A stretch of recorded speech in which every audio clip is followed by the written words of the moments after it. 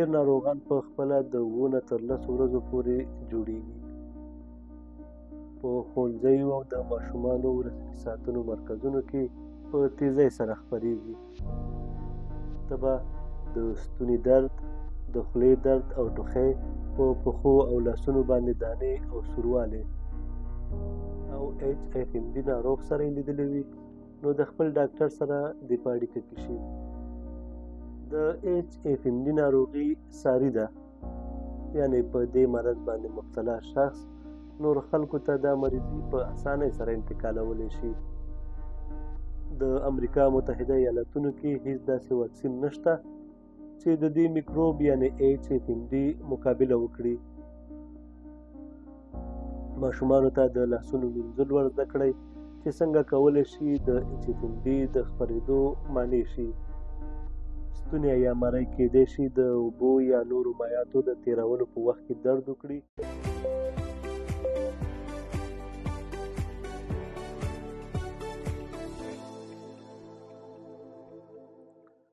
السلام علیکم ګرانو دوستانو، هیله ده چې ټول روغ جوړ اوسئ. لکه څنګه چې پوهېږئ ګرانو دوستانو چې موږ درته په بېلابېلو موضوعاتو باندې معلومات وړاندې کوو تر څو هغه څه چې تاسې ورسره بلدتیا نه لرئ یا هغه موضوعات چې تر اوسه تاسې په هغه برخه کې معلومات نه لرئ نو تاسې باید په هغې باندې پوه شئ او په آینده کې که دغسې مسایلو سره مخ کېږئ نو تاسې باید په دې اړه باندې خپل هغه پوره معلومات ولرئ. نو د تل په څېر مو ګرانو دوستانو نن یوه بله موضوع راغستې ده چې هغه د لاسونو، پښو او خولې ناروغي ده. دا چې دغه ناروغي څنګه منځته راځي، د دغې ناروغۍ د مخنیوي په اړه باید موږ او تاسې څه وکړو، او که چېرې موږ په دغه ناروغۍ وخته کېږو نو په هغه صورت کې باید څه وکړو. نو دغه ټول موضوعات درسره په نننۍ خپرونه کې شریکوو. هیله ده چې تر پایه مو ملتیا وکړئ.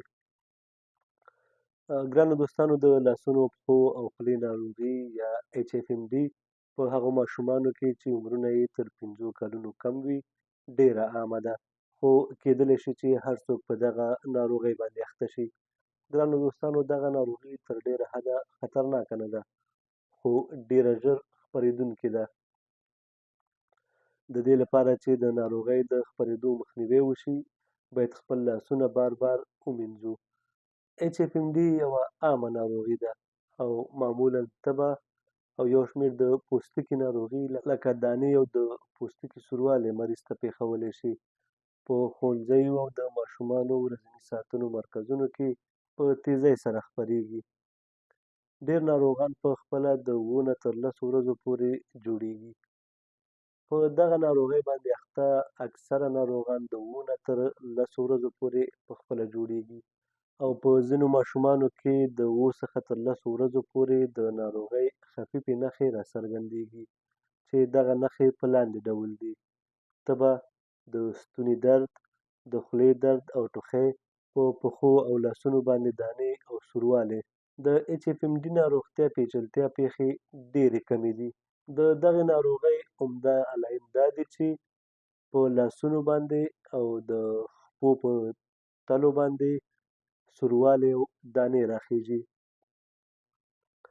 د HFMD ناروغي په کوچنیو او 5 کلنو لاندې ماشومانو کې ډېره عامه ده.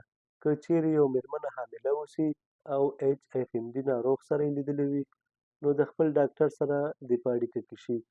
د HFMD ناروغۍ پیچلتیا پېښې تر ډېرې کمې دي، خو بیا هم ستاسې د صحي تاریخچې په اساس او تر کومه بریده ستاسې په حاملګۍ باندې تاثیر لرلی شي د خپل معذب ډاکټر سره پرې مشوره وکړئ. د HFMD ناروغي ساري ده، یعنې په دې مرض باندې مبتلا شخص نور خلکو ته دا مریضي په اسانۍ سره انتقالولی شي. HFMD ډېره ساري ناروغي ده. د HFMD ناروغي د خپرېدو او مخنیوي لپاره لاندې کارونه په نظر کې ونیسئ.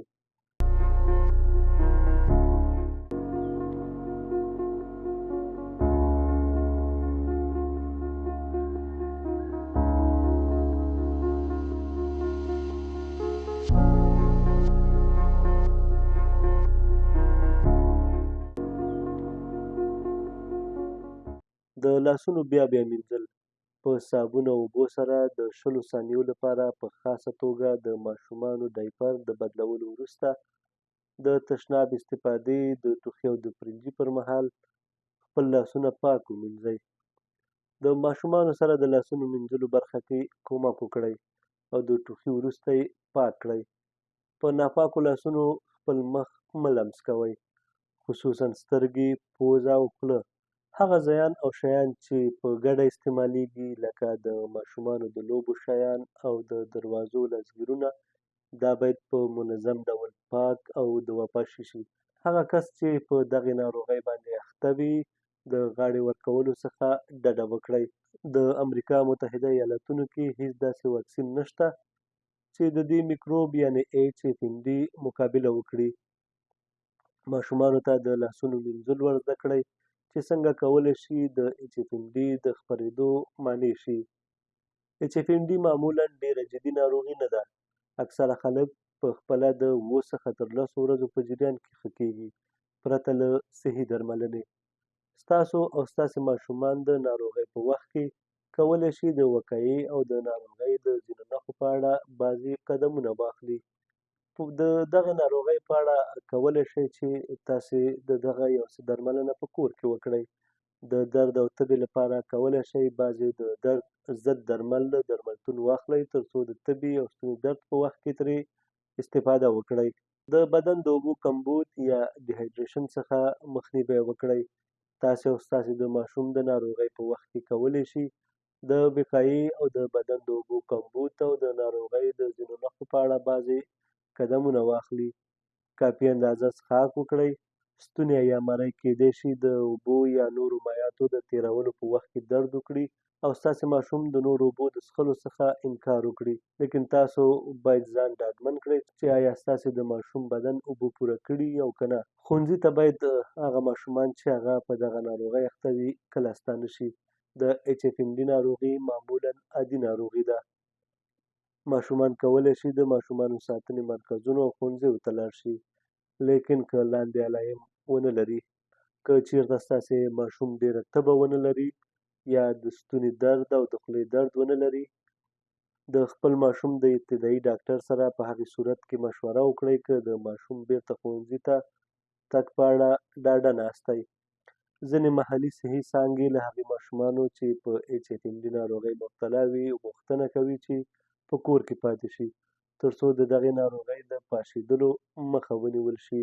نو ګرانو دوستانو دغه ناروغي چې د HFMD په نوم باندې به د هغې په اړه مو درته معلومات وړاندې کړل. که چېرته ستاسې ماشومان په دغې ناروغۍ باندې اخته کېږي نو څنګه کولی شئ چې د هغې محافظت وکړئ.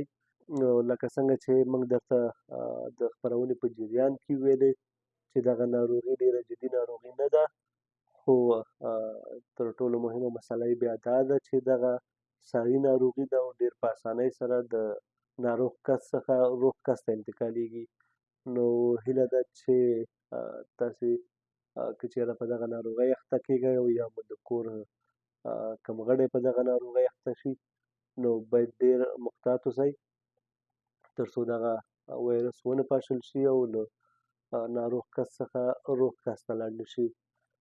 نو ګرانو دوستانو تر بیا چې د نورو معلوماتو سره مو خدمت ته حاضرېږم اجازه غواړم. د الله په امان.